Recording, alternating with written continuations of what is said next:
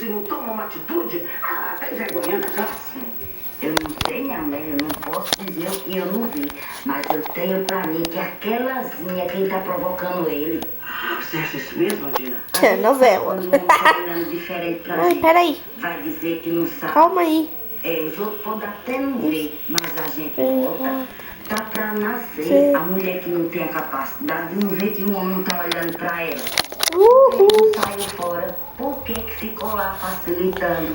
Meu celular é Levando lindo. remedinho pra ele? Ai, que Olha, super eu fui lindo. ver 2 vezes. Não deu pra me formar opinião nenhuma.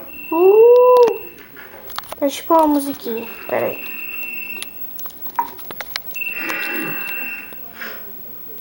Michael! Mas você ainda não foi pro colégio, menino? Ô, mãe, o Ademir tá dando um problema aqui. Ele tá falando que o vizinho jogou um rato aqui dentro, que o rato tá correndo pela sala. Mãe, não tem rato nenhum aqui. Tá ali ele, Mike, olha ele ali, Mike! Tá falando que o vizinho tá olhando ele pela janela. O homem nem tá em casa, mãe. O que foi, senhor? O Ademir, leva ele pra clínica, meu Gente, filho. peraí. Eu tenho prova de português agora, mãe. Olha ali, Mike.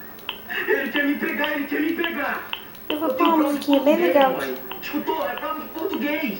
E tu vai ter coragem de sair de casa e deixar o teu irmão nesse estado, Michael? Tu deixa de ser ruim, menino. Ah, vá pra casa, Senna. Vá, eu falo com Dona Silvia, pode ir. Eu não tô falando pra tu não ir no colégio, menino. Eu tô falando pra você deixar o teu irmão na clínica. Eu estou no trabalho com um cesto de roupa aqui pra passar, Michael. Ô, mãe, eu tenho hora. Prova tem hora. Se eu chegar atrasado, eles não vão deixar eu entrar na sala. O quê? Eu que sou ruim? Eu vou chegar atrasado no colégio para o Ademir. Desculpa, filha, a senhora vem pra Mãe, não vai dar. Não vai dar.